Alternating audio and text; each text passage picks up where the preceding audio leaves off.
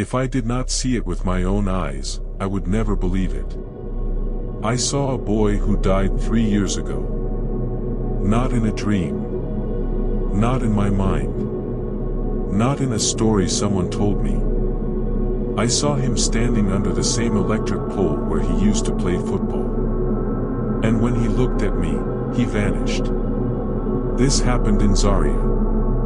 My name is Aisha, and this is something I have never forgotten. 3 years before that night, a boy in our area named Musa died. Everyone knew Musa. He was loud, playful, always smiling. He played football every evening in front of our house. One afternoon, there was a problem with wiring at a small shop on our street. The wire was exposed. They said Musa touched it. The shock killed him. It was sudden. People screamed. His mother cried in the street. That day was heavy. For weeks, the street felt quiet. After some time, life moved on. New kids started playing. The shop got fixed. The electric pole remained there. We stopped talking about Musa. Or at least we tried. 2 years ago, around 7 p.m., my boyfriend Tun came to visit me. The weather was calm. Not too dark yet. Some people were outside chatting. Small children were still playing. We decided to walk to the shop at the end of the road to buy snacks. Nothing strange. Nothing scary. We were just walking and talking. As we got close to the electric pole near the corner, I saw a boy standing there. He was not playing. He was not moving. He was just standing still. At first, I did not think much of it. Maybe he was waiting for someone. But something about him made me slow down. He looked familiar. Very familiar. I looked harder. My chest became tight. It was Musa. Not someone that looked like him. It was him. Same height. Same dark shirt he always wore when playing football. Same small scar on his left leg from when he fell while chasing a ball years ago. I stopped walking.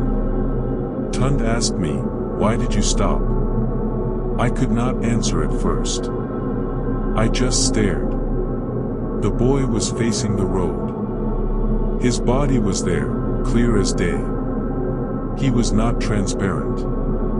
He was not glowing. He looked normal. Too normal. I asked Tund, "Do you see that boy?" He said, "Yes." I asked him, "Does he look familiar?" He said, "No." Why? I swallowed and said, "That is Musa." Tund looked at me like I was joking. "Musa is dead," he said. "I know," I replied. My hands were cold. The air felt heavy.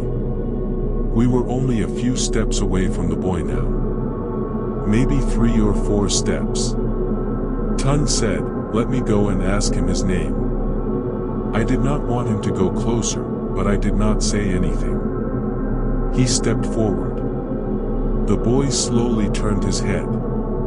And he looked straight at me. Our eyes met. His face had no smile. No anger. No emotion. Just blank. And in that exact second, he vanished. He did not run. He did not fade slowly. He did not jump over a fence. He was there. Then he was not. The space where he stood was empty. Tund stopped walking. He looked confused. "There was a boy here," he said. "Yes," I whispered. We both stood there, staring at the same empty spot. There was nowhere he could have gone. The nearest gate was closed. The street was open and clear. If someone ran, we would see them. But there was nothing. Some people were still sitting outside their houses. Nobody screamed. Nobody reacted. It was like only we saw him. Tun turned to me slowly. "You saw that too, right?" he asked. "Yes," I said. My voice was shaking. We did not continue to the shop. We turned back and walked home quietly. That night, I could not sleep. I kept thinking of his face. Why was he standing near the electric pole? Why did he look at me and not at Tun? Why did he disappear only when our eyes met? The next day, I asked 2 of my neighbors if they saw any boy standing near the pole the night before. They said no. One old woman said something that made my body cold. She said, "Sometimes, the ones that die suddenly do not leave quickly." I did not know what to believe. For weeks after that, I avoided that side of the street at night. Even in the day, I felt uneasy when I passed that pole. Nothing else happened after that. I never saw him again. But sometimes, when the evening is quiet and children are playing football in the street, I remember him. I remember how real he looked. I remember how he stared at me. And I remember how he disappeared without a sound.